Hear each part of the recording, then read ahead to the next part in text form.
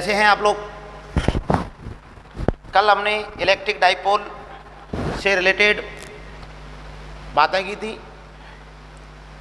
Electric field intensity find की थी। आज की क्लास में हम इलेक्ट्रिक डाइपोल से रिलेटेड कुछ और टॉपिक्स के बारे में हम चर्चा करेंगे। तो पहला टॉपिक क्या है वो देखें हम लोग।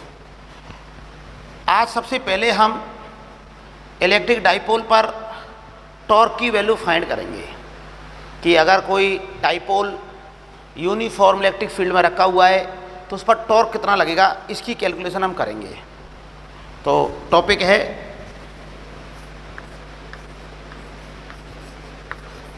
Torque on electric dipole, torque on electric dipole in uniform electric field.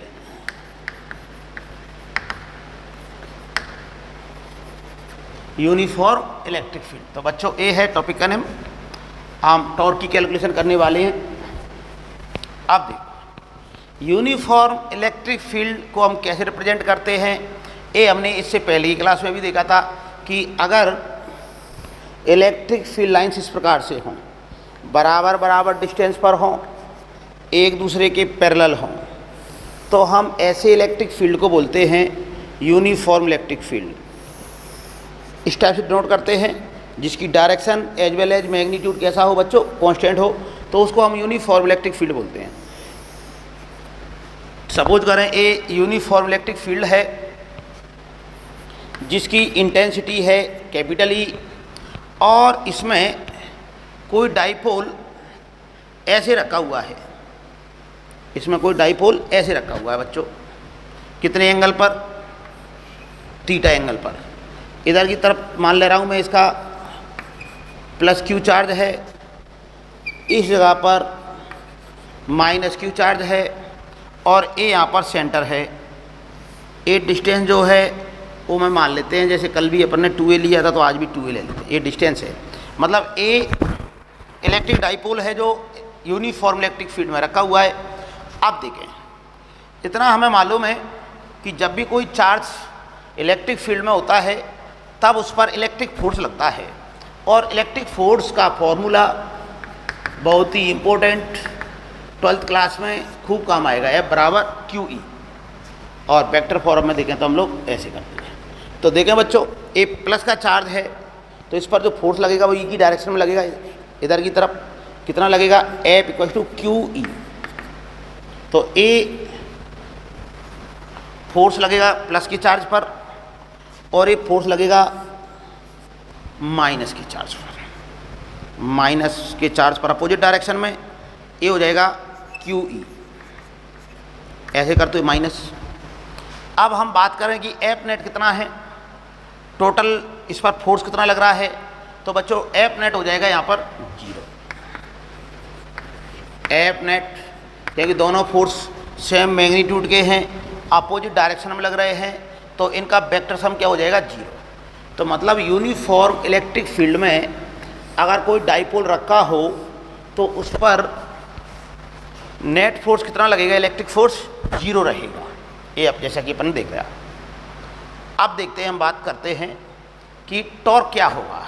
तो बच्चों टॉर्क की हम बात करें तो ये जो टॉर्क है, जो सेंटर ऑफ मास है उसके रेस्पेक्ट में रोटेट करेगा, तो ये यहाँ पर ये जो है, ये जो फोर्स है वो कौन सा टॉर्क बनाएगा, एक क्लॉकवाइज टॉर्क बनाएगा। इस फोर्स की बात करें तो ये भी क्लॉकवाइज टॉर्क बनाएगा। तो हम बात कर रहे हैं कि दोनों चार्ज पर जो फोर्स लग रहा है वो एक ही लाइन के अलाउंग नहीं होने की वजह से, इनकी लाइन ऑफ एक्शन सेम नहीं होने की वजह से हम ये कह सकते हैं कि ये टॉर्क बनाएंगे। और टॉर्क बनाएंगे तो टॉर्क अपन कैलकुलेट करना चाहेंगे। अब टॉर्क फाइंड करने के बहुत से किसके रेस्पेक्ट में लें हम लोग, यहाँ पर टॉर्क जो लेंगे, टॉर्क को मैं टाउ से डिनोट करता हूँ। अब जो टॉर्क लेंगे वो कौन से पॉइंट के रेस्पेक्ट में लें, कौन से पॉइंट के रेस्पेक्ट में हम टॉर्क को कैलकुलेट करें। तो ऐसी कंडीशन में कि जब एफ नेट क्या होता है, 0 होता है, तो सभी पॉइंट्स के अबाउट टॉर्क सेम होता है। ऐसी कंडीशन में ये वाली जो कंडीशन होती है उसमें सभी ऑल पॉइंट्स, सभी पॉइंट्स के अबाउट टॉर्क सेम आता है बच्चों। तो ये तो अपने को टेंशन लेनी नहीं कि किसकी अबाउट करें, हम लोग किसी की भी अबाउट कर सकते हैं। जनरली अपन जिस पॉइंट के अबाउट में रोटेट कर रहा है उसके रेस्पेक्ट में ले लेंगे। चलो, तो जब भी ऐसी कंडीशन होती है तो टॉर्क का फॉर्मूला क्या होता है, कपलिंग फोर्स बोलेंगे इसको, और टॉर्क बराबर हो जाएगा magnitude of either force, magnitude of one force, दोनों फोर्स का मैग्नीट्यूड कैसा है बच्चों, सेम है, तो किसी के भी एक का मैग्नीट्यूड ले लें इनटू उनके परपेंडिकुलर डिस्टेंस। किसी भी एक फोर्स का मैग्नीट्यूड और उनके बीच की परपेंडिकुलर डिस्टेंस। अब देखो इनके बीच की मैग्नीट्यूड तो पता चल गया, किसी भी एक फोर्स का मैग्नीट्यूड लेना तो हो जाएगा QE, और इसको मैं बैक करूं इस प्रकार से, और इनकी जो परपेंडिकुलर डिस्टेंस आएगी बच्चों, ये आएगी ए वाली डिस्टेंस। ये डिस्टेंस जो है ए परपेंडिकुलर डिस्टेंस रहेगी, जिसको मैं R से डिनोट कर रहा हूँ, R से मैं डिनोट कर दे रहा हूँ ये परपेंडिकुलर डिस्टेंस को। अब ये जो थीटा है, तो यहाँ पर मैं एक ट्राइंगल बनाऊँ तो ये भी क्या हो जाएगा बच्चों, थीटा हो जाएगा। और इस ट्राइंगल से हमें हाइपोटेनस पता है, R की ज़रूरत पड़ रही है, तो यहाँ से मैं साइन थीटा निकाल लूँगा। ये साइन थीटा बराबर क्या हो जाएगा, परपेंडिकुलर अपॉन हाइपोटेनस, तो R बराबर आ जाएगा यहाँ से 2a साइन थीटा। R बराबर कितना आ गया, 2a साइन थीटा। उस वैल्यू को मैं यहाँ पर पुट कर दे रहा हूँ, तो ये टाउ बराबर क्या हो जाएगा, ये हो जाएगा QE,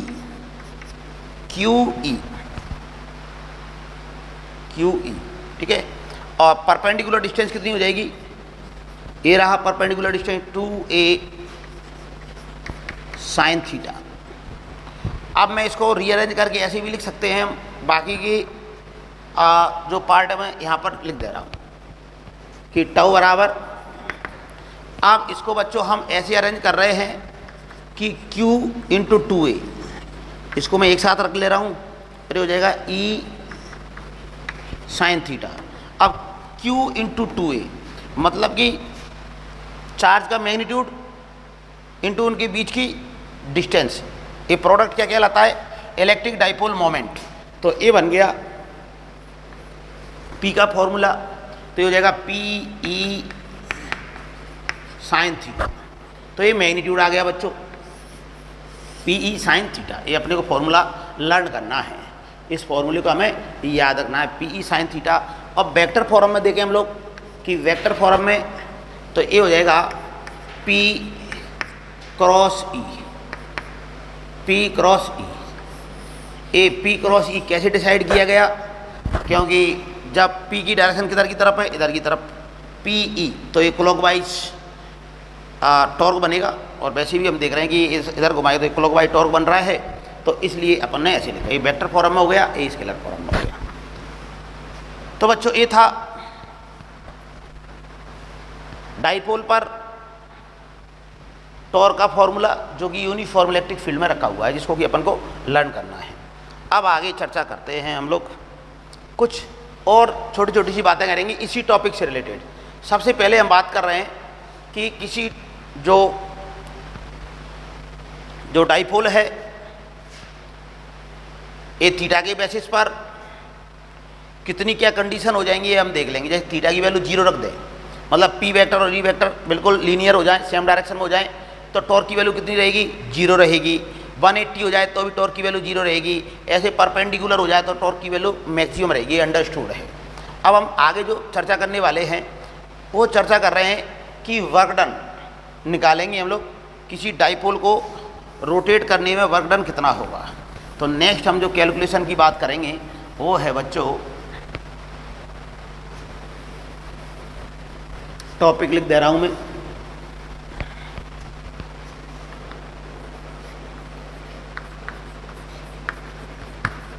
work done to rotate an electric dipole, short form लिख दिया, electric dipole in uniform electric field, electric field. ये थोड़ा सा देख लेंगे हम लोग। Work done to rotate an electric dipole in uniform electric field, कि यूनिफॉर्म इलेक्ट्रिक फील्ड में कोई डाइपोल रखा हुआ है तो उसको एक एंगल से दूसरे एंगल तक रोटेट करने में कितना वर्क डन हमें करना पड़ेगा, ये हम देखेंगे बच्चों। तो इसके लिए मैं डायग्राम बना ले रहा हूँ। इसके लिए डायग्राम बनाते हैं हम लोग। तो देखें कैसे कि कोई डाइपोल है, वो स्टार्टिंग में इनिशियल कंडीशन में ऐसे रखा हुआ है।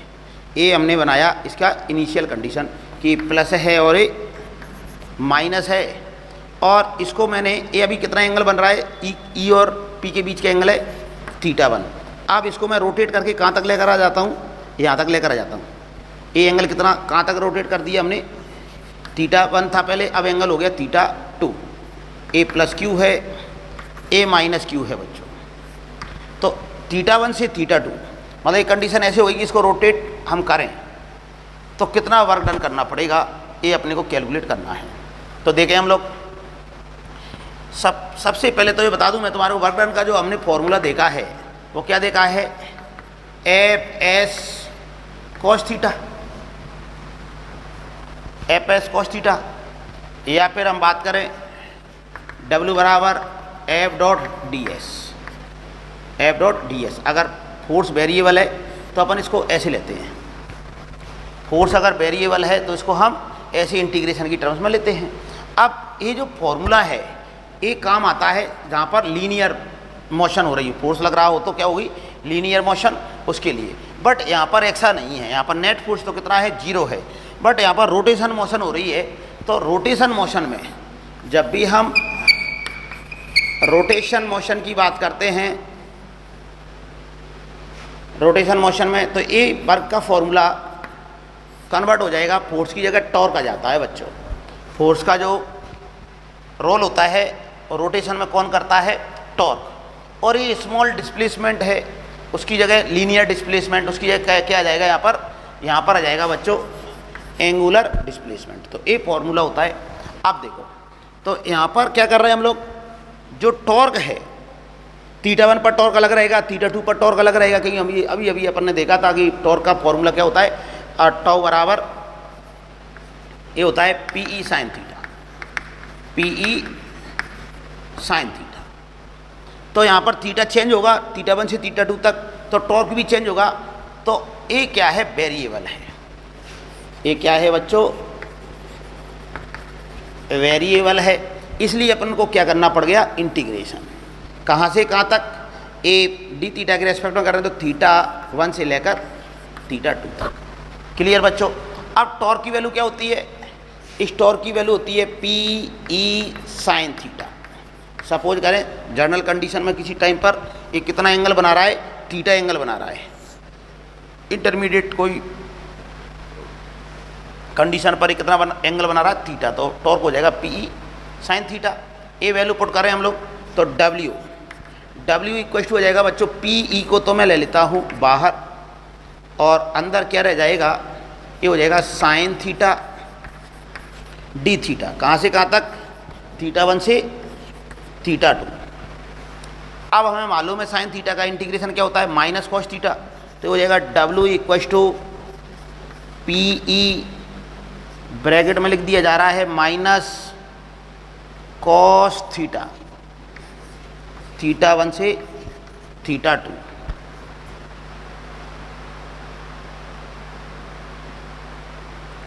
ठीक है बच्चों। और आगे इसको और देखें हम लोग, लिमिट की वैल्यू पुट करें हम इसमें, तो ये हो जाएगा W equal to P E cos θ1 minus, क्योंकि माइनस साइन है तो ये लिमिट को मैं इंटरचेंज करके लिख दे रहा हूँ, माइनस कॉस θ2। तो ये बच्चों ये है फॉर्मूला किसका, कि इलेक्ट्रिक डाइपोल को जो कि यूनिफॉर्म इलेक्ट्रिक फील्ड में रखा हुआ है उसको मैं θ1 से θ2 तक रोटेट करूं तो कितना वर्क डन होगा वो इस फॉर्मूले के द्वारा हम निकालेंगे। तो ये फॉर्मूला भी हमें क्या करना है, याद रखना है। ठीक है बच्चों, तो फॉर्मूले इस इलेक्ट्रोस्टैटिक में खूब सारे हो गए, इलेक्ट्रिक फील्ड इंटेंसिटी में हो गए बहुत सारे फॉर्मूले, यहाँ पर भी डाइपोल से रिलेटेड हो गए। तो हम क्या करें कि एक अलग से जो बढ़िया स्टूडेंट है उनके लिए बता रहा हूँ मैं कि अलग से एक फॉर्मूला और जो इम्पोर्टेंट पॉइंट्स होते हैं उनको नोट करने के लिए हम रजिस्टर, कॉपी, डायरी बना सकते हैं और उसमें इलेक्ट्रोस्टैटिक्स के कौन कौन से पॉइंट्स हैं या फॉर्मूले उनको हम नोट कर लें। तो क्योंकि मेन फिजिक्स में क्या होते हैं, फॉर्मूले और कंसेप्ट ही होते हैं। अगर फॉर्मूले ही मालूम नहीं है तो उनको हम ऑन द स्पॉट, कंसेप्ट पता है पर फॉर्मूले पता नहीं है तो उनको ड्राइव करने नहीं बैठेंगे, इसलिए फॉर्मूले भी अपने को याद करने पड़ेंगे। तो एक फॉर्मूला ये हो गया, टॉर्क का फॉर्मूला हो गया। अब स्टूडेंट हम बात करेंगे हम लोग इसकी पोटेंशियल एनर्जी की, डाइपोल की पोटेंशियल एनर्जी कितनी होगी। तो नेक्स्ट आर्टिकल रहेगा अपना पोटेंशियल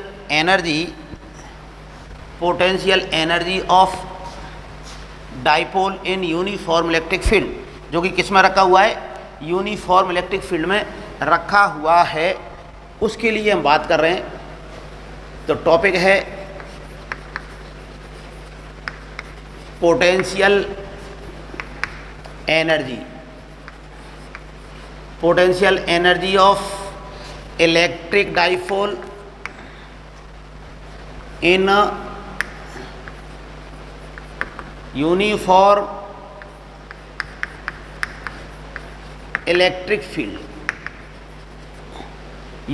इलेक्ट्रिक फील्ड।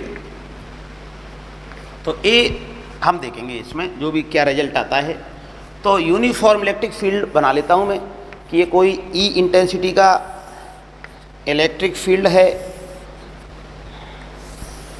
अब बच्चों इसमें हमें पता है कि मान लो कोई डाइपोल है, उसकी पोटेंशियल एनर्जी स्टार्टिंग में कितनी है, 0 है। अब उसको कहीं भी लाकर रख रहे हैं हम लोग किसी भी ओरिएंटेशन पर या किसी भी पोजीशन में, तो जो वर्क डन होगा वह वर्क डन किस में स्टोर हो जाएगा, उसकी पोटेंशियल एनर्जी में स्टोर हो जाएगा।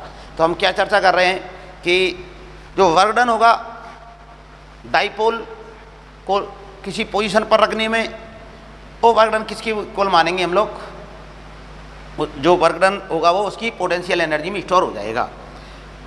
तो फिलहाल हम बात कर रहे हैं कि कोई डाइपोल है कहाँ पर, इनफाइनाइट पर। स्टूडेंट कहाँ पर है, वो इलेक्ट्रिक फील्ड से बाहर है, इलेक्ट्रिक डाइपोल है कोई, इलेक्ट्रिक फील्ड से बाहर है। अब उस इलेक्ट्रिक डाइपोल को मैं ऐसे करते हुए ला रहा हूँ, ध्यान देना, मैं ऐसे परपेंडिकुलर ला रहा हूँ, उसको डाइपोल को ऐसे लाया जा रहा है। तो जब हम डाइपोल को इलेक्ट्रिक फील्ड में ऐसे परपेंडिकुलर ला कर रखेंगे तो जो एक्सटर्नल सोर्स है उसके द्वारा कोई भी वर्क नहीं होगा, कोई भी वर्क नहीं होगा। मतलब कि ये कहूँ मैं कि अगर किसी डाइपोल को मैंने ऐसे लाकर रख दिया, बच्चों ध्यान दें हम लोग, ऐसे लाकर मैंने रख दिया है, ए प्लस क्यू चार्ज है, ए माइनस क्यू चार्ज है, इनके बीच की डिस्टेंस जो 2a लेते हैं वही है अभी भी, और ऐसे ला दिया, ऐसे इनफाइनाइट से ऐसे लाकर रखा मैंने, और कहें हम लोग कि इसकी पोटेंशियल एनर्जी कितनी है। इसकी पोटेंशियल एनर्जी कितनी होगी बच्चों, जो इसको लाने में वर्क हुआ है उसकी इक्वल होगी। तो किसके अपोज में, इलेक्ट्रिक फील्ड के अपोज में जो वर्क हुआ है उसकी इक्वल होगी बच्चों। तो यहाँ पर क्या देख रहे हैं हम लोग कि कितना वर्क होगा, ऐसे कंडीशन में ऐसे लेकर आएंगे हम लोग। तो यहाँ पर हम क्या देख रहे हैं कि इस पर जो फोर्स लगेगा, जैसे ही हम किस में इंटर करेंगे, इलेक्ट्रिक फील्ड में इंटर करेंगे, तो इलेक्ट्रिक फील्ड में इंटर करेंगे तो इस पर फोर्स किधर की तरफ लगेगा, इलेक्ट्रिक फील्ड की डायरेक्शन में, मतलब इधर की तरफ फोर्स किधर की तरफ लगेगा, क्यू ई इलेक्ट्रिक फील्ड की डायरेक्शन में, और इधर की तरफ फोर्स किधर लगेगा बच्चों, इधर अपोजिट डायरेक्शन, मतलब इधर की तरफ जो फोर्स की डायरेक्शन रहेगी वो इधर रहेगी, इस डायरेक्शन में। और डाइपोल को किधर की तरफ लेकर आ रहे हैं हम लोग, ऐसे वर्टिकल डायरेक्शन में। तो मैं ये कह सकता हूँ कि इस कंडीशन में जो डाइपोल है वो तो डाउनवर्ड मूव कर रहा है, मतलब डिस्प्लेसमेंट तो किधर हुआ बच्चों, एस तो इधर की तरफ हो रहा है, और फोर्स किधर लग रहा है, या तो इधर लग रहा है या इधर लग रहा है। दोनों ही कंडीशन में एंगल कितना होगा, 90 डिग्री होगा। इस फोर्स के लिए भी एंगल कितना होगा, 90 डिग्री, इसके लिए भी 90 डिग्री। तो यहाँ पर आप फोर्स की वैल्यू कितनी हो जाएगी, 0 हो जाएगी। अब फोर्स की वैल्यू 0 हो जाएगी तो इसको लाने में वर्क कितना हुआ, 0। तो जो वर्क होता है वही तो पोटेंशियल एनर्जी के बराबर होता है। तो इस कंडीशन में इसकी जो एनर्जी रहेगी, पोटेंशियल एनर्जी रहेगी बच्चों, वो कितनी रहेगी? 0 रहेगी। अब हम क्या कर रहे हैं, तो अभी तक इसकी पोटेंशियल एनर्जी कितनी है? 0 है। मतलब ये जो कंडीशन है वो एक कंडीशन कह सकते हैं कि यू कितना है? अभी 0 है। अब देखो इसको मैं रोटेट कर दे रहा हूँ, इसको अभी ये रेफरेंस लाइन मान लेते हैं। अभी ये एंगल कितना बना रहा है? ई से 90 डिग्री। अब मैं इसको रोटेट करके ऐसे लिख दे रहा हूँ, इसको रोटेट ऐसे किया जा रहा है बच्चों। ए है प्लस क्यू, ए है माइनस क्यू, और ए एंगल है थीटा। ए एंगल है बच्चों थीटा। स्टार्टिंग में कितना एंगल था? 90 डिग्री, और बाद में कितना एंगल हो गया? थीटा। तो इस कंडीशन में इलेक्ट्रिक पोटेंशियल एनर्जी कितनी होगी? तो ऑब्वियसली जितना वर्क हुआ है इसको यहाँ से यहाँ तक रोटेट करने में, उतना क्या हो जाएगी? पोटेंशियल एनर्जी हो जाएगी। बच्चों, तो इस डाइपोल की पोटेंशियल एनर्जी फाइंड करने के लिए मैं क्या करूँ कि वर्क डन फाइंड करें हम लोग। ऐसे जो वर्क डन का अपन ने देखा था कि वर्क डन कैसे निकालते हैं, ये होता है टाउ डी थीटा। अब इसको रोटेट कहाँ से कहाँ तक कर रहे हैं हम लोग कि स्टार्टिंग में हम ले रहे हैं 0 वाली कंडीशन, ऐसे करते हुए, और ये हो जाएगा थीटा की कंडीशन इस टाइप से। अब ये क्या है बच्चों, इसको मैं लिखूंगा P E sine theta, tau की वैल्यू, तो ये हो जाएगा W equals to P E, ये तो बाहर आ जाएगा और अंदर रह जाएगा साइन थीटा डी थीटा 90 और थीटा। फिर से अगेन देखें हम लोग, पी ई साइन थीटा का इंटीग्रेशन हो जाएगा माइनस कोस थीटा 90 से लेकर थीटा तक, तो W बराबर आ जाएगा फाइनली पी ई। अब इसमें लिमिट पुट कर दे रहे हैं, तो माइनस की वजह से मैं लिमिट को चेंज कर दूं, तो cos 90 माइनस कॉस थीटा। अब cos 90 की वैल्यू क्या हो जाती है बच्चों? 0। तो cos 90 की वैल्यू 0 हो गई है, तो ये फाइनली वर्क डन आ गया कि 90 से थीटा तक रोटेट करें, तो ये हो जाएगा माइनस, ये वाला minus P E cos theta. अब ये जो वर्क हुआ है वही क्या होगी? इसकी पोटेंशियल एनर्जी। तो पोटेंशियल एनर्जी यू से नोट कर रहा हूँ मैं पोटेंशियल एनर्जी को।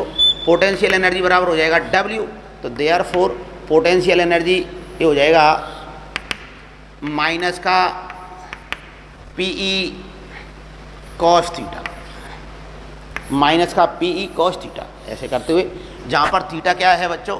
P और E के बीच का एंगल है। P जो माइनस से प्लस की तरफ डायरेक्शन होती है P की मोमेंट की, एंड E की बीच का एंगल है। अब ये वेक्टर है और ये वेक्टर है, और कॉस साथ में आ रहा है, तो मैं इसको ऐसे भी लिख सकता हूँ। इसको हम ऐसे भी लिख सकते हैं कि U इक्वल्स टू माइनस का P vector dot E vector, क्योंकि हमें मालूम है कि जब भी डॉट प्रोडक्ट करते हैं तो क्या आ जाएगा? कॉस थीटा लग जाएगा। तो ये फॉर्मूला है किसका? पोटेंशियल एनर्जी का, कि डाइपोल की पोटेंशियल एनर्जी कितनी होती है, जो कि किस में रखा हो? यूनिफॉर्म इलेक्ट्रिक फील्ड में रखा हो। अब मैं आगे चर्चा कर रहा हूँ, इसके कुछ एक पॉइंट्स लेते हैं। क्या क्या पॉइंट पर हम डिस्कस करेंगे वो देख लेते हैं एक बार। ये रब कर दे रहा हूँ मैं। ये फॉर्मूला फिर से अगेन हमें लर्न करने हैं बच्चों, ये वाला फॉर्मूला हमें याद रखना है। अब चर्चा करते हैं हम लोग कि सबसे पहले कंडीशन लेते हैं, केस फर्स्ट कह सकते हैं इसको, कि केस फर्स्ट कि जब थीटा इक्वल टू कितना हो? 0 डिग्री हो। कहने का मतलब ये हो कि डाइपोल कैसे रखा हो? डाइपोल ऐसे रखा हो, और इलेक्ट्रिक फील्ड भी कैसा हो बच्चों? इधर की तरफ हो। तो थीटा इक्वल टू कितना हो जाएगा? थीटा इक्वल टू हो गया 0 डिग्री। तो tau in this condition, torque की वैल्यू देखें तो हम ये हो जाएगा P E sine 0, P E sine 0, theta की वैल्यू 0 है, तो ये हो जाएगा टॉर्क बराबर 0। इस कंडीशन में टॉर्क कितना हो जाएगा? 0 हो जाएगा, और टॉर्क 0 है। और पोटेंशियल एनर्जी और देख लेते हैं कि potential energy U equal to क्या हो जाएगा? Minus P E cos theta. Cos theta का मतलब 0 डिग्री, कॉस थीटा की जगह कितना लगते हैं हम लोग? 0 डिग्री। तो ये 1 हो गया, तो ये हो गया इस कंडीशन में U minimum, you minimum potential energy ऐसी कंडीशन में क्या रहेगी, मिनिमम रहेगी, और ये रहेगी माइनस का पीई, क्योंकि माइनस में है और पीई के बराबर है, तो ये माइनस की वजह से ये मिनिमम वैल्यू है इसकी पोटेंशियल की एनर्जी की। तो बच्चों देखो, टॉर्क की वैल्यू क्या है इस कंडीशन में, 0 है, मतलब ये रोटेशन मोशन की ये क्या रहेगा, इक्विलिब्रियम कंडीशन में रहेगा, ये रोटेट नहीं करेगा ऐसी कंडीशन में। और पोटेंशियल एनर्जी भी कैसी है, मिनिमम है। तो ऐसी कंडीशन जब टाउ 0 हो, यू मिनिमम हो, तो ऐसी कंडीशन को बोलते हैं हम लोग stable equilibrium condition of dipole. तो ये कौन सी कंडीशन हो जाएगी, या डाइपोल ऐसी इन दिस कंडीशन कौन से इक्विलिब्रियम में रहेगा, तो ये हो जाएगा स्टेबल इक्विलिब्रियम। ये स्टेबल इक्विलिब्रियम की कंडीशन हो जाएगी। पहला केस जो लिया हमने, ये पहला केस में ये जो है डाइपोल है वो कैसा रहेगा, स्टेबल इक्विलिब्रियम में रहेगा। अब स्टेबल इक्विलिब्रियम में रहेगा तो हुआ क्या कि अगर मैं स्टेबल इक्विलिब्रियम से इसको स्मॉल डिस्प्लेस करके छोड़ दूं, मतलब ये ऐसे था तो ऐसे डिस्प्लेस करके छोड़ दिया, तो ये जैसे ही छोड़ेंगे तो ये क्या करेगा, मिनिमम पोटेंशियल एनर्जी की तरफ आएगा, और मिनिमम पोटेंशियल एनर्जी की तरफ आएगा मतलब टॉर्क की वजह से ये एक्सीलरेट होगा, और ये यहाँ पर रुक नहीं पाएगा तो आगे निकल जाएगा फिर से अगेन, और ये क्या करेगा बच्चों, इस टाइप से ये रोटेशन में एसएचएम करता रहेगा। तो एक क्वेश्चन हम इस पर बेस्ड लेंगे सही कि ये रोटेशन एसएचएम करेगा रोटेशन मोशन में, तो इसका टाइम पीरियड वगैरह कैसे फाइंड करते हैं, मैं लास्ट में इसको क्वेश्चन को कराऊंगा। तो फिलहाल तो ये कंडीशन देख लो कि ये स्टेबल इक्विलिब्रियम की कंडीशन कैसे हो गई, क्योंकि इन दिस कंडीशन टॉर्क क्या है, 0, और टॉर्क 0 है साथ, तो हम कहेंगे इक्विलिब्रियम में है, टॉर्क 0 है, इक्विलिब्रियम में है, रोटेशन मोशन की इक्विलिब्रियम में है, और साथ की साथ पोटेंशियल एनर्जी भी कैसी है, मिनिमम है, तो ये स्टेबल इक्विलिब्रियम की कंडीशन बन जाती है। और हम देख रहे हैं केस नंबर सेकंड।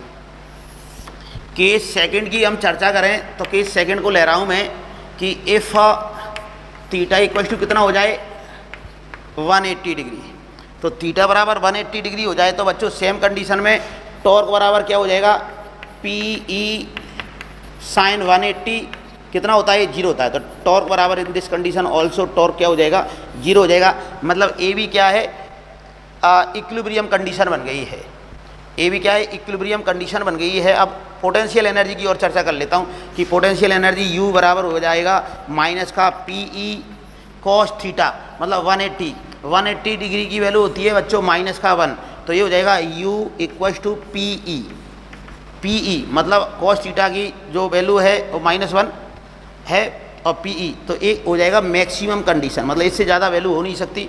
तो ये अगेन एक कंडीशन और बन गई है, कौन सी, कि टॉर्क तो 0 है और साथ की साथ पोटेंशियल एनर्जी मैक्सिमम है, तो ये हो जाएगा कंडीशन ऑफ अनस्टेबल इक्विलिब्रियम। तो अनस्टेबल इक्विलिब्रियम है, मतलब जैसे भी हम इसको डायग्राम के द्वारा समझाएं कि ऐसे ये रखा हुआ है, ये तो है प्लस, ए है माइनस, पी की डायरेक्शन तो इधर की तरफ है और ई की डायरेक्शन इधर की तरफ है। तो जैसे ही हम इसको हल्का सा रोटेट कर देंगे तो ये पलट कर कैसे हो जाएगा, इस डायरेक्शन में आने का प्रयास करेगा या इस डायरेक्शन में आ जाएगा। तो ये अनस्टेबल इक्विलिब्रियम की कंडीशन है। तो ये हमें याद रखना है कि कौन सी कंडीशन में कौन सा इक्विलिब्रियम रहता है। और एक लास्ट केस लेना चाहें तो ले सकते हैं हम लोग, कौन सा लास्ट केस हो जाएगा बच्चों, थीटा इक्वल टू 90 डिग्री का है। तो नेक्स्ट केस ले रहे हैं हम लोग, केस थर्ड को मैं इधर लिख दे रहा हूँ। केस थर्ड है कि एफ थीटा इक्वल टू कितना हो जाएगा, तो थीटा इक्वल टू 90 डिग्री की चर्चा करें हम लोग, तो टॉर्क की वैल्यू की बात करें हम लोग, तो टॉर्क इस समय मैक्सिमम रहेगा, कितना हो जाएगा ये, पी ई साइन थीटा, तो ये टाउ मैक्स बराबर आ जाएगा पी ई। तो बच्चों ए है टॉर्क मैक्सिमम रहता है इस कंडीशन में। और पोटेंशियल एनर्जी की अगर हम चर्चा करें कि पोटेंशियल एनर्जी यू कितना होगा, तो यू कितना होगा, तो माइनस का पी ई कॉस थीटा, तो कॉस 90 की वैल्यू होती है माइनस का पी ई कॉस 90, 0 हो जाएगा, तो ये हो जाएगा यू इक्वल टू 0। मतलब इस कंडीशन में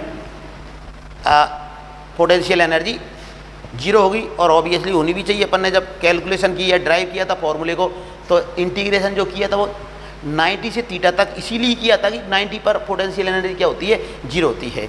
तो ये हमने डाइपोल से रिलेटेड बात की कि किस कंडीशन में ए स्टेबल इक्विलिब्रियम में रहेगा, अनस्टेबल में रहेगा, कब पोटेंशियल एनर्जी मिनिमम रहेगी, मैक्सिमम रहेगी, ये सारा का सारा हमने देखा।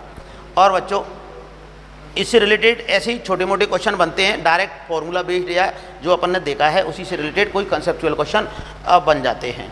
अब हम आगे चर्चा कर रहे हैं डाइपोल से रिलेटेड बातों की। ये तो अपन देख चुके हैं बच्चों कि डाइपोल अगर यूनिफॉर्म इलेक्ट्रिक फील्ड में रखा हो तो उस पर फोर्स कितना लगता है, 0 लगता है। तो अब मैं इसी से रिलेटेड कुछ और बातें करेंगे हम लोग।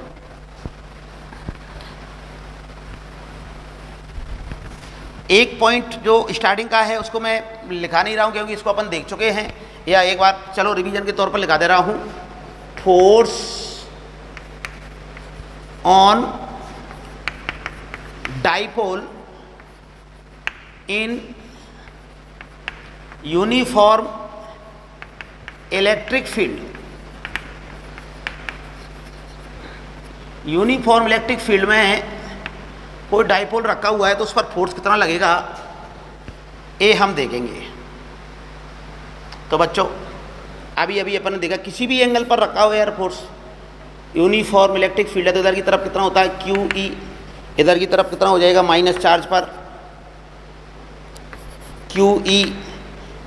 मैग्नीट्यूड सेम है बट डायरेक्शन अपोजिट होने की वजह से इस कंडीशन में जो एफ नेट रहेगा, एफ नेट रहेगा वो कितना हो जाएगा बच्चों, 0।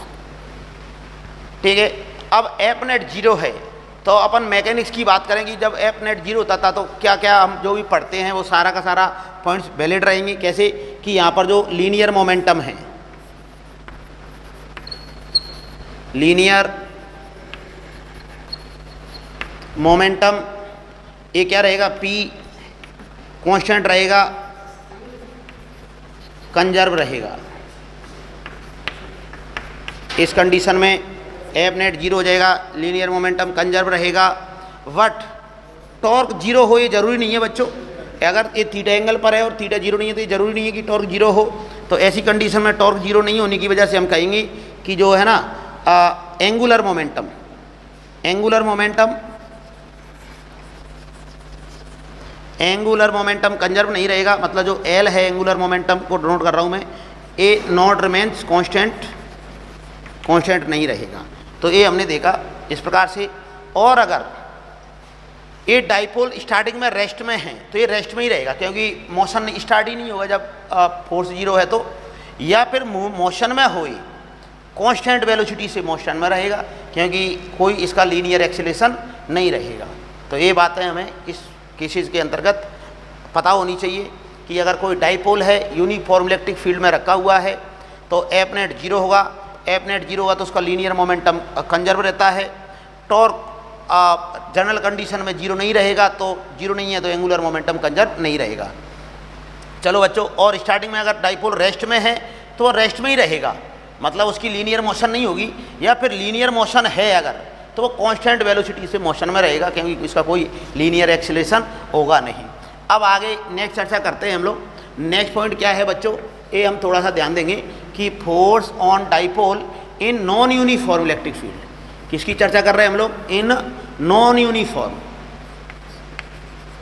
Non uniform electric field.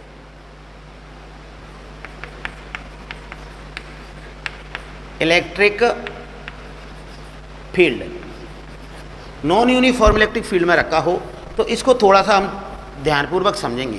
कैसे कि देखो, सपोज करें इंटेंसिटी इधर की तरफ इंक्रीज हो रही है, ई जो है इधर की तरफ जाने पर क्या हो रहा है बच्चों, इंक्रीज हो रहा है।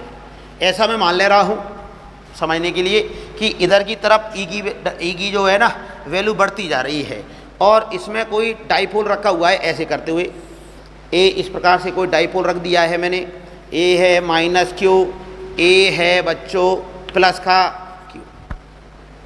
अब इस पर फोर्स लगेगा कि नहीं लगेगा ये तो देखें हम लोग। तो यहाँ पर जो फोर्स लगेगा वो अपोजिट डायरेक्शन में लगेगा, इधर की तरफ। यहाँ पर जो फोर्स लगेगा वो कैसा लगेगा, अपोजिट डायरेक्शन में, क्योंकि माइनस चार्ज है। और प्लस पर जो फोर्स लगेगा वो सेम डायरेक्शन में लगता है, इधर की तरफ। सपोज करें यहाँ से और यहाँ तक की जो डिस्टेंस है ना बच्चों, इस डिस्टेंस को वैसे 2a लेकर आ रहे थे हम लोग, 2a लिया है थ्रू आउट हमने, अब मैं इसको dr ले रहा हूँ। यहाँ से यहाँ तक की डिस्टेंस छोटी सी डिस्टेंस है, क्योंकि छोटे से एलिमेंट में या डिस्टेंस में हुआ क्या कि इस कांस्टेंट को मैं इस डिस्टेंस स्मॉल डिस्टेंस में ई को मैं ऑलमोस्ट सेम सा मान सकता हूँ। तो क्या कह सकते हैं हम लोग, ये डिस्टेंस जो है वो इनके बीच की डिस्टेंस है dr, ये है dr डिस्टेंस, और dr डिस्टेंस है यहाँ पर मैं मान लेता हूँ कि इलेक्ट्रिक फील्ड इंटेंसिटी कितनी है, E है, और इधर की इलेक्ट्रिक फील्ड इंटेंसिटी कितनी हो जाएगी, E प्लस, अब बढ़ती जा रही है तो कितना हो जाएगा, ये DE हो जाएगा ऐसे करते हुए। तो बच्चों देखें हम लोग, यहाँ पर जो फोर्स रहेगा, यहाँ पर जो फोर्स रहेगा वो कितना रहेगा, QE, F बराबर Q, और E की वैल्यू हो जाएगी E प्लस DE। क्लियर हो गया। इधर की तरफ राइट साइड यहाँ पर जो फोर्स लगेगा वो कितना लगेगा, QE, और जो F नेट लगेगा F इक्वल टू, ये कितना हो जाएगा बच्चों कि बड़ा वाला फोर्स कौन सा हुआ, ए वाला, और स्मॉल फोर्स कौन सा हुआ, ए। तो बड़े फोर्स में से हम छोटे वाले फोर्स को सब्ट्रैक्ट कर दे रहे हैं, क्योंकि अपोजिट डायरेक्शन में हैं, तो F नेट के लिए मैं क्या कर दे रहा हूँ, इनको सब्ट्रैक्ट कर दे रहा हूँ। तो सब्ट्रैक्ट करूँगा तो देखें हम लोग क्या हो जाएगा, QE plus DE minus QE, ठीक है बच्चों। तो ये आ गया फाइनली यार, F बराबर कितना आ जाएगा, देखें हम लोग इसको, इधर की तरफ QE से QE कैंसिल आउट हो गया, तो ये आ जाएगा QDE, ये नेट फोर्स आ गया है बच्चों। ठीक है, अब इस फोर्स को मैं किसकी टर्म्स में लिखना चाह रहा हूँ, अब P की टर्म्स में, इसका जो इलेक्ट्रिकल डाइपोल मोमेंट रहेगा उसकी टर्म्स में लिखना चाह रहा हूँ। तो मैं इसमें क्या कर दे रहा हूँ, इस फोर्स में जो आया है उसमें dr का ऊपर नीचे में मल्टीप्लाई डिवाइड कर दे रहा हूँ, ऐसे करते हुए dr का मैंने क्या कर दिया बच्चों, यहाँ पर मल्टीप्लाई और डिवाइड कर दिया है। तो मल्टीप्लाई और डिवाइड कर दिया है, तो देखें हम लोग Q, एक चार्ज का मैग्नीट्यूड इनटू उनके बीच की जो डिस्टेंस है वो कितना है, dr। तो ये क्या हो जाएगा बच्चों, ये P हो जाएगा, ये क्या हो जाएगा, P हो जाएगा। तो ये तो हो जाएगा, ये तो एज इट इज रह जाएगा, Q इंटू डी आर क्या बन जाएगा, P बन जाएगा। तो फाइनली ये फोर्स का फॉर्मूला आ गया, F equal to P DE upon DR, या फिर बेटर रहेगा कि इसको मैं ऐसे लिख दूं कि F इस प्रकार से, और स्मॉल लें हम लोग, तो ये हो जाएगा F P del E upon del R। ठीक है बच्चों, तो ये है फाइनल डाइपोल पर फोर्स का फॉर्मूला, जब वो कब किस में रखा हो, नॉन यूनिफॉर्म इलेक्ट्रिक फील्ड में रखा हो। और ये यहाँ पर क्या हो जाएगा, ये DE अपॉन DR, ये क्या है, ये है इलेक्ट्रिक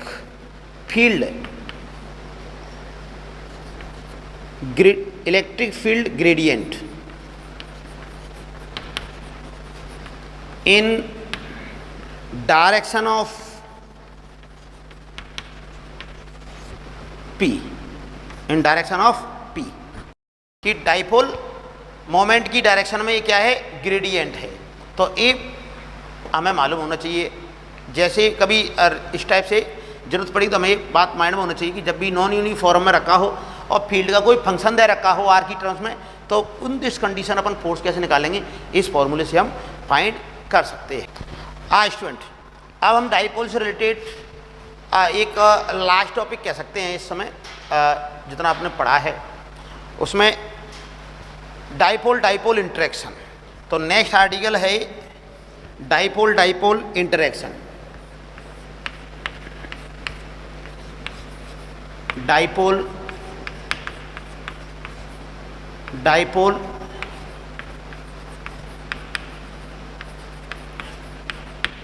इंटरेक्शन, डाइपोल इंटरेक्शन।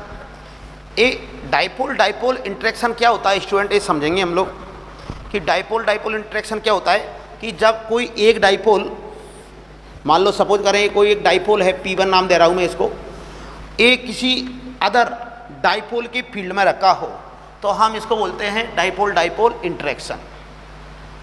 कि व्हेन वन इलेक्ट्रिक डाइपोल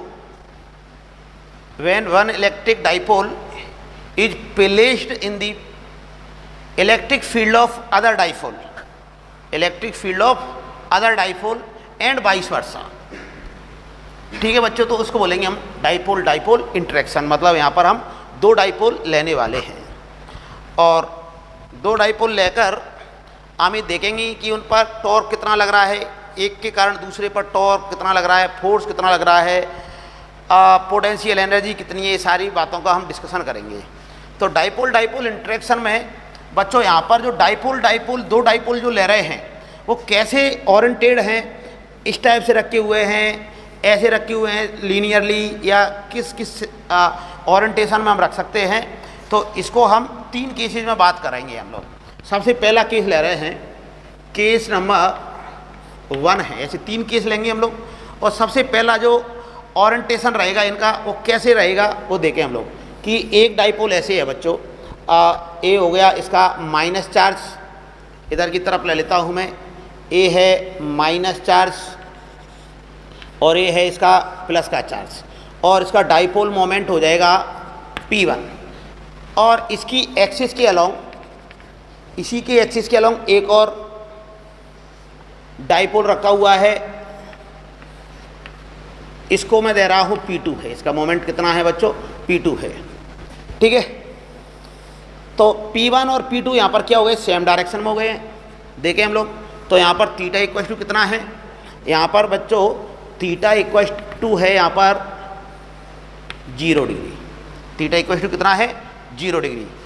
इसी ओरिएंटेशन में एक केस और बन सकता था, अगर मैं इसको ऐसे उल्टा कर देता तो थीटा की वैल्यू क्या हो जाती, फिर 180 हो जाती, बट इनकी जो कैलकुलेशन है वो ऑलमोस्ट सेम रहेगी। तो देखें हम लोग दोनों केसेस के लिए, इस केस के लिए ले रहा हूँ मैं। तो सबसे पहला जो पॉइंट है वो है हम टॉर्क निकालेंगे। सबसे पहले क्या फाइंड करना चाह रहे हैं, टॉर्क, कि टॉर्क कितना लगेगा इन पर, एक डाइपोल के इलेक्ट्रिक फील्ड या इलेक्ट्रिक फोर्स की वजह से दूसरे पर जो टॉर्क लगेगा वो कितना लगेगा। तो मैं किस पर निकाल ले रहा हूँ, टॉर्क निकाल लेता हूँ सेकंड पर निकाल लेते हैं। चलो देखेंगे हम कि टॉर्क निकाल रहे हैं हम लोग, किस पर निकाल रहे, 2 पर, 2 का टॉर्क निकाल रहे हैं, किसकी वजह से, 1 की वजह से। तो बच्चों टॉर्क का हमने देखा है जो फॉर्मूला होता था वो होता PE sine theta, PE sine theta, ये हमने फॉर्मूला देखा है, जनरल फॉर्मूला देखा है टॉर्क का फॉर्मूला। अब P जिसका भी टॉर्क निकाल रहे हैं, इस पर निकालना चाह रहे हैं तो इसका P2, और इलेक्ट्रिक फील्ड कौन जनरेट करेगा यहाँ पर, पहला वाला डाइपोल, तो ये हो जाएगा।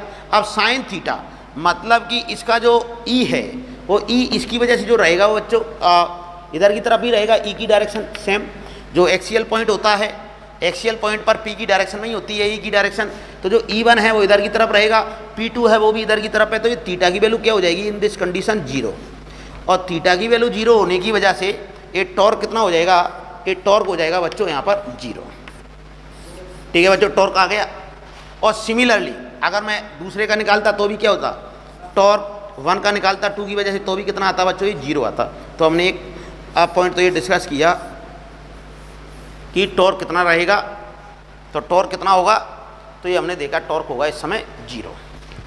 पहला जो पॉइंट है टॉर्क वाला ये कंप्लीट किया। अब देख रहे हैं हम लोग कि पोटेंशियल एनर्जी क्या होगी, एक डाइपोल की पोटेंशियल एनर्जी कितनी होगी दूसरे के इलेक्ट्रिक फील्ड की वजह से, तो ये हम देखेंगे। तो सेकंड पॉइंट है पोटेंशियल एनर्जी, पोटेंशियल एनर्जी। हाँ बच्चों, तो पोटेंशियल एनर्जी का हमने फॉर्मूला देखा है यार, पोटेंशियल एनर्जी की U बराबर क्या होता था, P माइनस का PE cos theta, PE cos theta.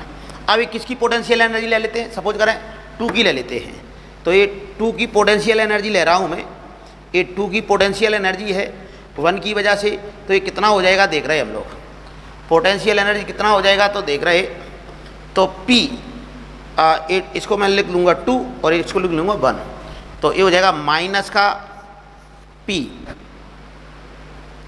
E कितना हो जाएगा वो देखेंगे हम लोग। तो बच्चों यहाँ पर इसका जो सेंटर है और इसका जो सेंटर है उनके बीच की डिस्टेंस मान लेता हूँ मैं R है, इनके बीच की जो डिस्टेंस है वो कितनी है, इनके सेंटर के बीच की डिस्टेंस R है। तो पहले की वजह से इस R डिस्टेंस पर एक्सियल पॉइंट है और यहाँ पर इंटेंसिटी कितनी होती है, ये अपन अच्छी तरह ही जानते हैं कि जो एक्सिस होता है उस पर इंटेंसिटी होती है 2kp vector upon are Q. ये हमें मालूम है कि ऐसे होती है एक्सियल पॉइंट पर। तो यहाँ पर मैं क्या लिख दूंगा, यहाँ पर लिख दूंगा 2kp अपॉन आर क्यूब, और ये तो P2 है तो P2 ही रखेंगे। तो और ये P1 है, 1 की वजह से है तो हम ऐसे लिख देंगे। और कॉस थीटा, थीटा की वैल्यू 0 है, तो कॉस थीटा की वैल्यू 0 है तो मैं क्या बात कर रहा हूँ कि जो u आएगा वो u कितना आ जाएगा, माइनस का 2k P1 P2 upon are Q. तो बच्चों ए क्या आ गई है, पोटेंशियल एनर्जी का रिजल्ट आ गया है। तो हमने टॉर्क निकाला, पोटेंशियल एनर्जी फाइंड की। अब हम निकालना चाहेंगे force on one dipole due to other dipole, कि फोर्स कितना आएगा। तो फोर्स के लिए देयर आर 2 मेथड। फोर्स के लिए यहाँ पर 2 मेथड हैं बच्चों। कौन कौन से मेथड हैं वो देख लेंगे हम लोग, कि यहाँ पर फोर्स फाइंड करने के 2 मेथड हैं जो अपने को सुटेबल लगेगा, वो देखेंगे हम लोग। कैसे देख रहे हैं कि एक तो फोर्स का फॉर्मूला बताया था मैंने, P del E upon del R, del R से निकाल सकते हैं फर्स्ट मेथड।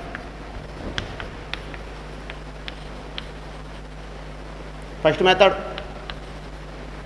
सेकंड क्या हो जाएगा, F इक्वल्स टू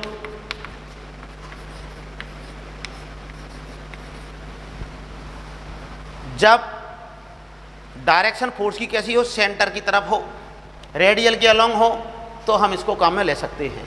हाँ बच्चों, तो अब मैं दोनों मेथड से इस पर फोर्स फाइंड करना चाह रहा हूँ। दोनों मेथड से हम फोर्स फाइंड करके बताएंगे तुम्हारे को कि कैसे फोर्स लगेगा। सबसे पहले तो हम इस मेथड के द्वारा देखते हैं कि फोर्स कैसा लगेगा। तो इस पर फोर्स के लिए किस पर निकाल रहा हूँ मैं फोर्स, मान लो सपोज करें 2 पर निकाल रहा हूँ। किसकी वजह से निकाल रहा हूँ, 1 की वजह से, तो यहाँ पर ये 1 हो जाएगा। अब देखें, मैं इसके लिए इधर रफ कर दे रहा हूँ। ये टॉर्क वगैरह हमने देख ही लिया, समझ में भी आ गया। तो देखो E1 इक्वल टू कितना था, ये था 2kp 1 upon R cube. 2kp 1 upon R cube, 1 की वजह से एक्सियल पॉइंट पर इलेक्ट्रिक फील्ड इंटेंसिटी इतनी होगी। अब मैं लिख दे रहा हूँ del E1 upon del are. तो बच्चों इसको मैं ऊपर लेकर जाऊँ तो आर की पावर कितना हो जाएगा, ये हो जाएगा आर की पावर माइनस का 3, और डिफ्रेंशिएट करूँ तो पावर आगे आ जाएगी, तो ये 2 पहले से बैठा हुआ है, तो ये हो जाएगा माइनस का 6, 3 इंटू 2 6, और माइनस का 6, ये हो जाएगा Kp1 अपॉन पावर में से एक सब्ट्रैक्ट करेंगे तो हो जाएगा आर की पावर 4। तो इस वैल्यू को मैं यहाँ पर पुट कर दूँ तो ये फोर्स कितना आ जाएगा बच्चों, ये फोर्स आ जाएगा F2 1 की वजह से, ये जाएगा माइनस का 6 Kp1 P2 upon R cube. या फिर सेम तरीके से हम 1 पर 2 की वजह से निकालते तब भी फोर्स आता, तो हम ऐसे इनके बीच में फोर्स निकाल सकते हैं। और ये फोर्स कौन सा लगेगा, तो ये भी देख लेते हैं हम लोग कि ये जो फोर्स लगेगा बच्चों, ये लगेगा, ये माइनस साइन इंडिकेट कर रहा है कि अट्रैक्शन का रहेगा। ये फोर्स कैसा रहेगा, अट्रैक्शन का रहेगा। और अगर इनको मैं उल्टा रख देता, यहाँ पर एंगल की वैल्यू को 180 कर देता, तो ये फिर इन दिस कंडीशन ये रिपल्सन का हो जाता। तो ये हमने फोर्स की वैल्यू देखी। और बहुत ही इंपॉर्टेंट रिजल्ट क्या आ रहा है, बहुत ही इंपॉर्टेंट रिजल्ट ये आ रहा है बच्चों कि यहाँ पर जो फोर्स लगता है, 2 डाइपोल के बीच में जो फोर्स लगता है वो उनकी डिस्टेंस, जो उनके बीच की डिस्टेंस है उसकी क्या होगा, आर की पावर 4 होगा। ये बहुत ही इंपॉर्टेंट रिजल्ट है। मतलब ये जो हमने निकाला है अभी फोर्स, उसमें ये अपने को याद रखना है कि 2 डाइपोल के बीच में जो फोर्स है वो किस बात पर कैसे डिपेंड करता है, ये जो डिस्टेंस है उसकी इन्वर्सली इक्वल होता है, स्क्वायर की इन्वर्सली इक्वल होता है। तो अपने को याद रखना है आर की पावर 4 के इन्वर्सली इक्वल होता है। अब आगे चर्चा करते हैं हम लोग। तो आगे चर्चा ये फोर्स की वैल्यू मैं बता रहा था कि इससे भी हम निकाल सकते हैं। देख लो बच्चों, यहाँ से इसकी वैल्यू को मैं यहाँ पर पुट कर दूँ तो देखें क्या रिजल्ट आने वाला है, क्या सेम रिजल्ट आएगा क्या। तो F इक्वल्स टू माइनस का DU, ये सब कुछ कांस्टेंट हो जाएगा, तो ये क्या हो जाएगा, माइनस माइनस हो गया प्लस 2Kp P2 और डेल 1 अपॉन आर की पावर 3 डेल आर। तो बच्चों इसका अपन डिफ्रेंशिएट करेंगे यहाँ पर, तो इसका डिफ्रेंशिएशन करेंगे तो ये क्या हो जाएगा, ये हो जाएगा माइनस का 3 आर की पावर -4। तो इसको जब मैं यहाँ पर इससे मल्टीप्लाई करूँगा तो F बराबर क्या आ जाएगा, माइनस का 6K P1 P2 upon are की पावर 4। तो ये सेम रिजल्ट आ गया, दोनों मेथड से सेम रिजल्ट आ गया। अब अपन थ्रू आउट एक ही मेथड काम में लेंगे, बट मैं पहली बार पढ़ा रहा हूँ इस डाइपोल डाइपोल इंटरेक्शन का। पहले ओरिएंटेशन में मैं दोनों तरीके से फोर्स निकालकर मैंने तुम्हारे को बता दिया है। तो ये था फर्स्ट केस जिसमें जो दोनों डाइपोल थे वो एक एक्सिस के अलोंग ही एक ही लाइन पर लाई कर रहे थे। हाँ, इसमें एंगल थीटा 0 भी हो सकता है, जो 0 लिया ही है अपन ने, और 180 भी हो सकता है। ठीक है, तो 180 होगा इन दैट कंडीशन।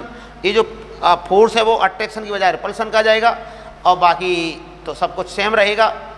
और यहाँ पर जो है पोटेंशियल एनर्जी का भी साइन चेंज हो जाएगा, मतलब पोटेंशियल एनर्जी मिनिमम है तो मैक्सिमम हो जाएगी।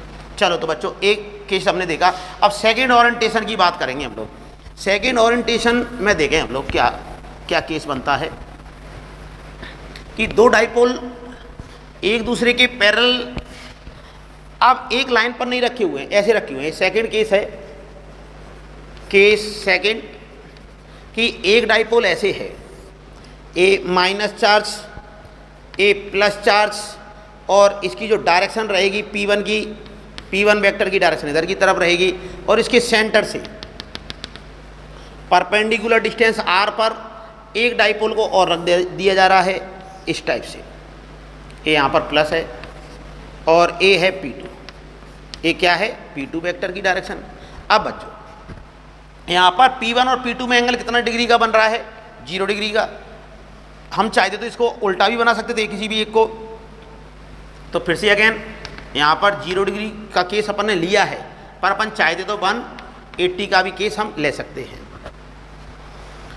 तो ये हमने देखा। अब सबसे पहले हम टॉर्क की चर्चा करेंगे, टॉर्क कितना लगेगा बच्चों यहाँ पर। तो टॉर्क की बात करें हम पहले तो कि इन पर टॉर्क एक दूसरे की वजह से जो इलेक्ट्रिक फील्ड बनेंगी उनकी वजह से टॉर्क क्या रहेगा। तो टॉर्क की हम बात कर रहे, तो टॉर्क देख रहे हैं एक पर दूसरे की वजह से देख लेते हैं। टॉर्क का फॉर्मूला होता है P sin थीटा। तो अब देखो बच्चों, सपोज करें सेकंड पर मैं टॉर्क देख रहा हूँ, इस पर मैं टॉर्क देख रहा हूँ, तो ये जो है डाइपोल, ये जो डाइपोल है,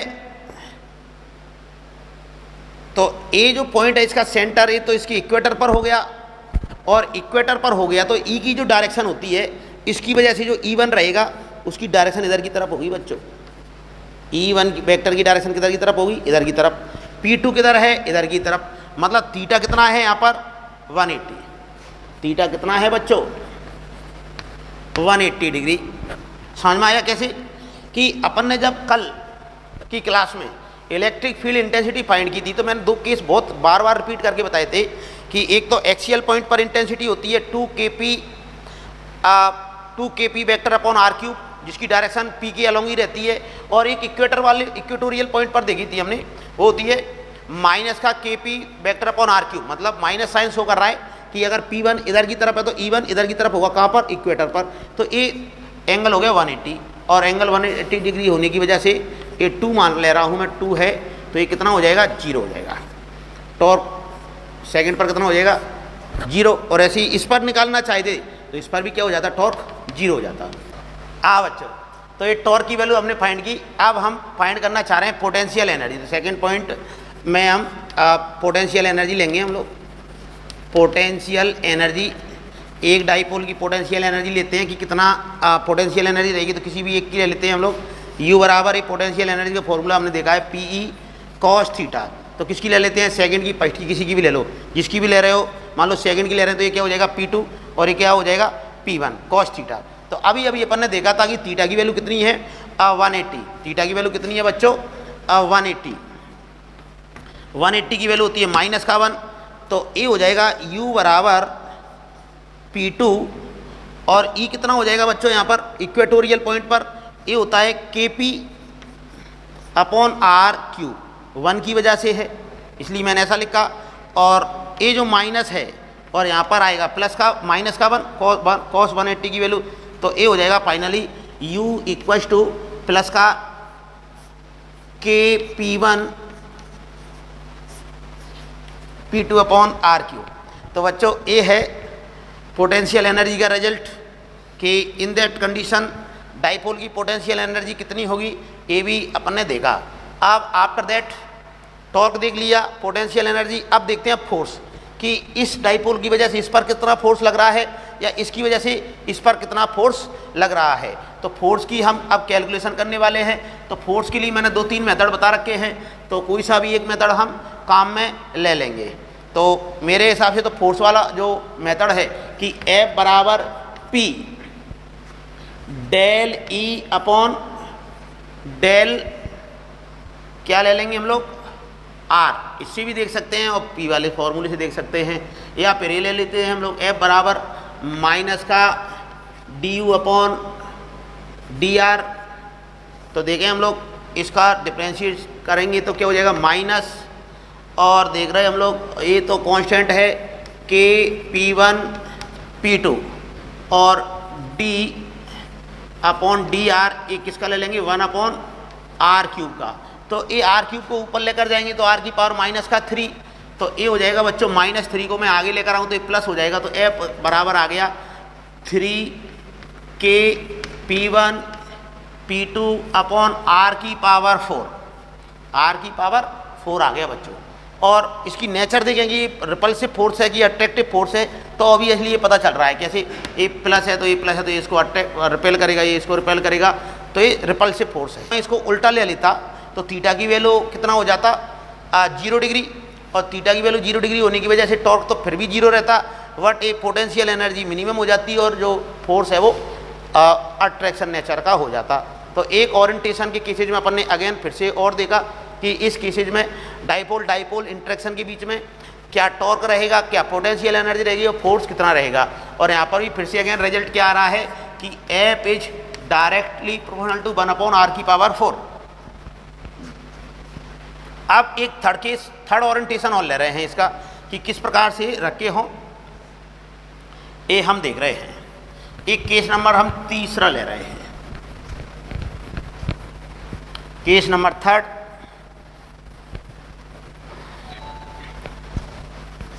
तो केस नंबर 3 में क्या कर रहे हैं बच्चों हम लोग, ये कोई डाइपोल है, यहाँ पर माइनस ले लेता हूँ, यहाँ पर मैं प्लस ले लेता हूँ, और ये इसका सेंटर है, और इसके सेंटर मतलब इसके इक्वेटर पर, इसके इक्वेटर पर एक डाइपोल रख दिया है, ये माइनस है और ये प्लस चार्ज है, ऐसे कोई डाइपोल रखा है। तो ये मैं मान ले रहा हूँ कि इसका डाइपोल मोमेंट क्या है P1 है, तो डायरेक्शन किधर से किधर की तरफ रहेगी, इसकी डायरेक्शन रहेगी इधर की तरफ भाई। और आगे देखो इसकी डायरेक्शन किधर की तरफ रहेगी, P2 की डायरेक्शन इधर की तरफ रहेगी। और इनके सेंटर के बीच की डिस्टेंस जो है वो मैं कितना ले लेता हूँ r डिस्टेंस पर मैं इनको ले लेता हूँ। तो सबसे पहले हम इस ओरिएंटेशन में टॉर्क फाइंड करेंगे कि कितना टॉर्क आएगा। तो सबसे पहले मैं टॉर्क फाइंड कर रहा हूँ इस पर, पहले वाले पर टॉर्क देख रहा हूँ बच्चों। तो पहले वाले पर टॉर्क देख रहा हूँ तो टो 1 इक्वल टू क्या हो जाएगा, टॉर्क का फॉर्मूला क्या था PE sine theta, PE sign theta. तो बच्चों PE साइन थीटा की बात करूँ तो P किसका 1 का, E किसकी वजह से बनेगा 2 की वजह से, और साइन थीटा ये भी देख लेते हैं साइन थीटा कितना आएगा। तो ये जो डाइपोल है उसके लिए बात करें तो यहाँ पर इंटेंसिटी ले रहे हैं हम किसकी वजह से, इसकी वजह से। तो इसके लिए जो पॉइंट है वो इक्वेटोरियल पॉइंट है, और इक्वेटोरियल पॉइंट पर जो इंटेंसिटी रहेगी इसकी वजह से वो P की डायरेक्शन में ही होती है। मतलब E2 की डायरेक्शन किधर की तरफ हो गई, E2 तो इधर की तरफ हो गया, P1 इधर की तरफ हो गया, तो थीटा कितना हो गया फिर से अगेन 90 डिग्री। ठीक है बच्चों, तो टो 1 इक्वल टू कितना होने वाला है P1। अब इसके एक्सियल पॉइंट पर इस P2 के एक कौन सा पॉइंट लेंगे हम, एक्सियल पॉइंट। तो एक्सियल पॉइंट पर इंटेंसिटी कितनी होती है वो हम देखेंगे। तो एक्सियल पॉइंट पर इंटेंसिटी होती है 2kP2 2kP upon r cube. तो ऐसा बच्चों हमने ये रिजल्ट लिया है। ठीक है, तो यहाँ पर हमने ये देखा कि इसकी वजह से इंटेंसिटी कितनी आ रही है, और थीटा की वैल्यू ए है तो यही हो गया बच्चों। टो 1 कितना हो गया, इतना हो गया। टो 2 दूसरी पर हम ले रहे हैं पहली की वजह से कितना होगा, टाउ टू इक्वल टू, तो ये हो जाएगा P2 PE साइन थीटा। तो यहाँ पर बच्चों क्या ले रहेंगे हम, E1 की वजह से देख रहे हैं, तो E1 की वजह से यहाँ पर जो इलेक्ट्रिक फील्ड लेंगे वो इसकी इक्वेटोरियल पॉइंट पर है, तो इक्वेटोरियल पॉइंट पर होने की वजह से ये क्या हो जाएगा P2, और इक्वेटर पर जो इलेक्ट्रिक फील्ड रहेगा वो कितना रहेगा, E1 की वैल्यू डायरेक्शन किधर की तरफ रहेगी, E1 इधर की तरफ होगा, अपोजिट डायरेक्शन में होता है P के, तो ये इक्वेटर पर है तो इसलिए इधर की तरफ, और इक्वेटर पर कितना होता है, ये होता है KP R3, ठीक है। तो ये हो जाएगा P2 इंटू KP1 R3, तो ये हो गया सेकेंड डाइपोल पर टॉर्क की वैल्यू, तो ये हमने टॉर्क निकाला। अब हम फाइंड करना चाह रहे हैं इनकी पोटेंशियल एनर्जी क्या होगी। तो पोटेंशियल एनर्जी बच्चों यहाँ पर जैसे कि अपन ने देखा कि दोनों केसेज में थीटा कितना आ रहा था, ये 90 आ रहा था, थीटा कितना आ रहा है 90 आ रहा है, तो यू कितना हो जाएगा, यू बराबर होता है PE cos थीटा। अब थीटा की वैल्यू क्या लेंगे हम लोग, 90 लेंगे, तो यू बराबर कितना आ जाएगा, 0 आ जाएगा। तो पोटेंशियल एनर्जी कितनी आने वाली है इस बार, 0 आ जाएगी। पोटेंशियल एनर्जी आ जाएगी इस केस में 0, इसकी भी पोटेंशियल एनर्जी 0, इसकी भी पोटेंशियल एनर्जी 0। अब हम देखेंगे क्या देखें बच्चों की फोर्स कितना लगेगा, ठीक है ना। अब फोर्स के लिए हम थोड़ा सा सोचना पड़ेगा कि फोर्स कैसे निकाल सकते हैं। तो फोर्स के लिए ज़्यादा कुछ अपने को परेशान नहीं होना, जो आप इसमें एक मेथड काम में नहीं ले पाएंगे, वो बहुत कॉम्प्लिकेटेड हो जाएगा। कौन सा वाला, F इक्वल टू माइनस का DU/dr, ये मेथड को इस बार थोड़ा टिपिकल हो जाएगा क्योंकि यू की वैल्यू क्या आ गई, 0 आ गई है, इसलिए अब हम फोर्स वाला मेथड लेंगे।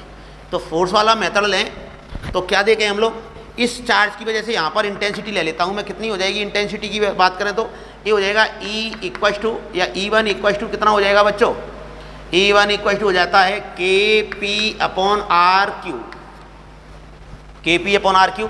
तो यहाँ से क्या हो जाएगा, डेल E/डेल R इक्वल टू ए ऊपर चला जाएगा माइनस का 3 KP/R की पावर 4, कितना हो गया ये, R की पावर 4। अब हमें मालूम है F बराबर क्या होता है, P2 डेल E1/डेल E2, ठीक है बच्चों, डेल E1/डेल R। तो ये हो जाएगा, इस पर फोर्स की बात करें तो F बराबर ये वैल्यू पुट कर दें तो ये हो जाएगा माइनस का 3 KP1 P2/R की पावर 4। तो ये अपन ने देखा बच्चों डाइपोल डाइपोल इंटरेक्शन कि किस के ओरिएंटेशन में क्या फोर्स रहेगा, क्या टॉर्क रहेगा, क्या उसकी पोटेंशियल एनर्जी रहेगी, ये सारी बातें हमने डिस्कस की हैं। तो ये हमने डाइपोल के बारे में पढ़ा। अब डाइपोल से रिलेटेड एक और टॉपिक है, वो है इलेक्ट्रिक पोटेंशियल। तो चूंकि अपन इलेक्ट्रिक पोटेंशियल अभी पढ़ा नहीं है, तो उसको जब भी अपन इलेक्ट्रिक पोटेंशियल पढ़ेंगे तो उससे रिलेटेड जो प्रॉब्लम बनेंगी वो भी अपन देखेंगे कि डाइपोल की वजह से पोटेंशियल किस जगह पर कितना होता है। ये अपना पेंडिंग वाला टॉपिक है। फिलहाल मैं एक बड़ी ऐसा क्वेश्चन दे रहा हूँ आपको, देखें हम लोग डाइपोल से रिलेटेड कौन सा वो क्वेश्चन है। बढ़िया क्वेश्चन है और इसमें क्या है कि बहुत कुछ अपने को आना चाहिए। इसमें मैकेनिक्स भी अटैच हो चुकी है। तो देख रहे हैं हम लोग कि एक डाइपोल बच्चों ऐसे है, एक चार्ज ऐसा है, माइनस Q ले लेता हूँ मैं इस चार्ज को, और इस पार्टिकल का, इस चार्ज पार्टिकल का मास है m, और यहाँ पर ले लेता हूँ मैं प्लस का Q और मास ले लेता हूँ 2m। इनके बीच की डिस्टेंस ले ली जा रही है बच्चों स्मॉल d। इन दोनों चार्ज पार्टिकल के बीच की डिस्टेंस ले लेते हैं हम स्मॉल d, और ये यूनिफॉर्म इलेक्ट्रिक फील्ड में रखा हुआ है और इलेक्ट्रिक फील्ड की डायरेक्शन ऐसे है, E की डायरेक्शन ऐसे है और इसकी P की डायरेक्शन भी क्या है बच्चों, इसी तरफ है। देखो P की डायरेक्शन भी क्या है, इसी तरफ है। तो P वेक्टर भी इधर की तरफ, E वेक्टर भी इधर की तरफ। तो ये जो इक्विलिब्रियम बनेगा, ये इक्विलिब्रियम कौन से टाइप का बनने वाला है, तो ये है स्टेबल इक्विलिब्रियम की कंडीशन हो गई। अब स्टेबल इक्विलिब्रियम में मैंने बताया था कि अगर इसको स्मॉल डिस्प्लेसमेंट देकर छोड़ दें, अगर हम इसको मीन पोजीशन से स्मॉल एंगुलर डिस्प्लेसमेंट देकर छोड़ दें, तो स्मॉल एंगुलर डिस्प्लेसमेंट देकर छोड़ेंगे, इन दैट कंडीशन ही क्या करेगी, SHM, एंगुलर SHM हो जाएगा यहाँ पर। तो अपने को उसका टाइम पीरियड फाइंड करना है, कि कितना तो इसका टाइम पीरियड रहेगा और क्या इसकी फ्रीक्वेंसी रहेगी, वो अपने को कैलकुलेट करना है। तो स्टूडेंट एक बार फिर से मैं रिपीट कर रहा हूँ क्वेश्चन को कि a dipole is lies in uniform electric field of intensity capital E as shown in the figure, as shown in the figure. If this dipole is small gives small angular displacement and release, then find the time period of SHM। तो SHM का हमें time period find करना है बच्चों। अब देखो, अब जितने भी मैंने SHM का टाइम पीरियड फाइंड करने के लिए 3 पॉइंट बताए थे तुम्हारे को, वो अब जो पॉइंट है वो थोड़ा सा वेरी हो जाएंगे। कैसे वेरी हो जाएंगे देखें हम लोग, कि मैंने तुम्हारे को पहला स्टेप बताया था कि कैसे भी करके हम ऐप निकालें। पहला पॉइंट यही था कि ऐप निकालें। दूसरा एप्रोक्सीमेशन काम में लें, उसमें एप्रोक्सीमेशन काम में लें, मतलब जो हम कौन सा डिस्प्लेसमेंट दे रहे थे उसको एंगुलर डिस्प्लेसमेंट उसके इसमें उसको लेस देन माने। और थर्ड पॉइंट जो था उसमें देख रहे थे हम लोग कि ए निकालें, और ए निकालने का जो तरीका था वो एप अपॉन एम करें, और ए को क्या लिख देंगे हम लोग नेक्स्ट कंडीशन में, नेक्स्ट केसेज में क्या लिख देते हैं हम लोग ओमेगा स्क्वायर एक्स। ठीक है, ए मेथड था कौन सा SHM में, ये जो लीनियर डायरेक्शन में जो SHM होती थी उसमें ये तरीका हुआ करता था। अब फिलहाल हम यहाँ पर जो SHM है वो कौन सा SHM है बच्चों, एंगुलर। एंगुलर SHM का मतलब होता है ऐसे ऐसे SHM करेगा। ठीक है, ये इस प्रकार से ऐसे आगे पीछे नहीं करेगा बल्कि ये रोटेशन वाला SHM करेगा। तो इसमें देखो, ए स्मॉल एंगुलर डिस्प्लेसमेंट देने के बाद क्या निकाल लेंगे हम, एफ की जगह क्या निकाल लेंगे, टॉर्क निकाल लेंगे। इसके करस्पॉन्डिंग क्या जाएगा, टॉर्क आ जाएगा। और सेकंड पॉइंट में जो एक्स था लीनियर डिस्प्लेसमेंट, उसको मैं क्या मान लूँगा कि ये हो जाएगा एंगुलर डिस्प्लेसमेंट को मैं क्या ले लूँगा, लेस देन ले लूँगा। तो ये थीटा क्या हो जाएगा, लेस देन हो जाएगा।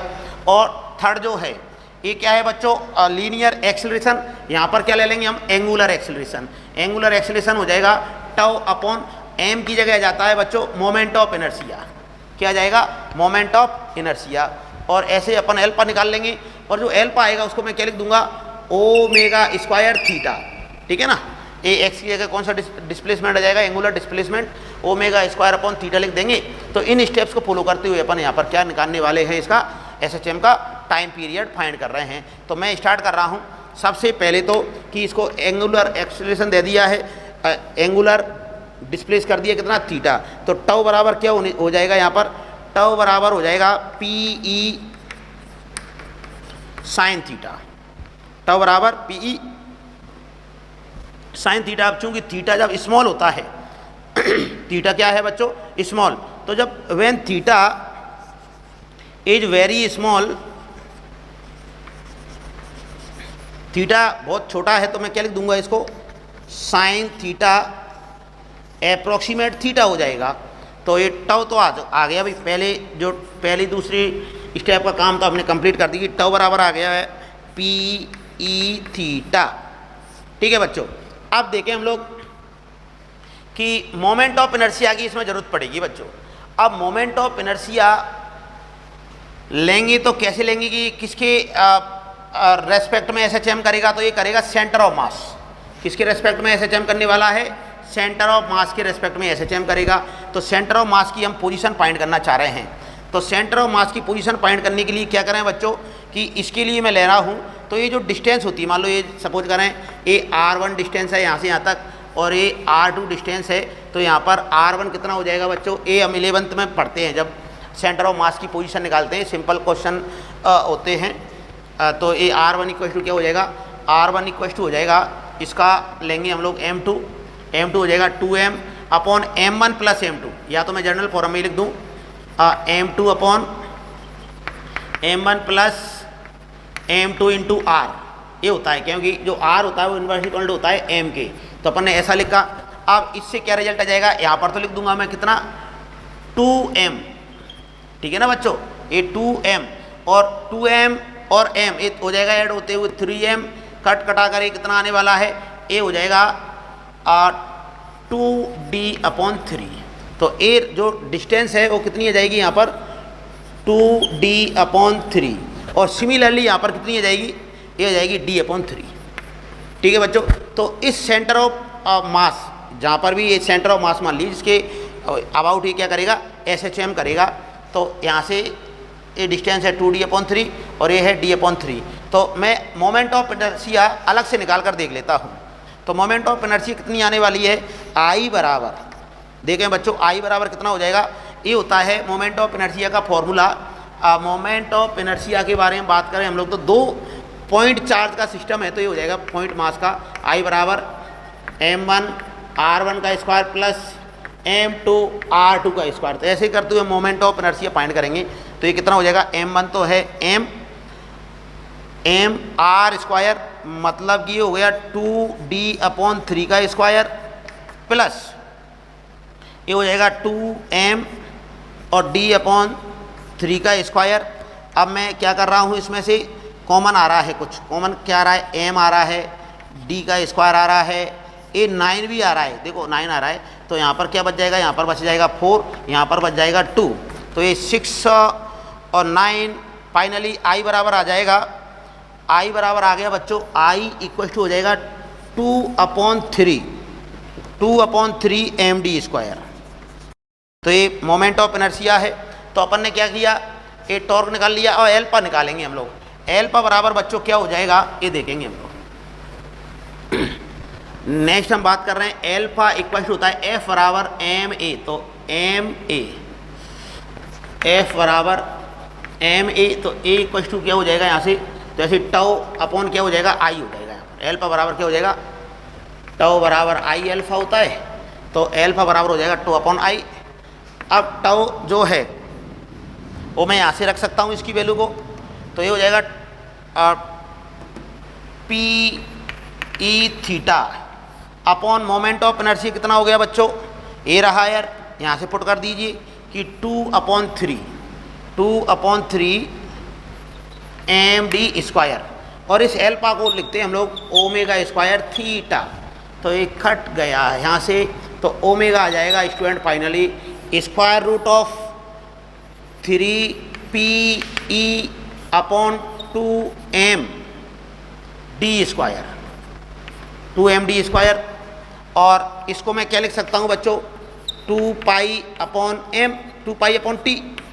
तो 2π/t इसको लिख सकते हैं। तो ये फाइनली t बराबर कितना आ जाएगा, ये आ जाएगा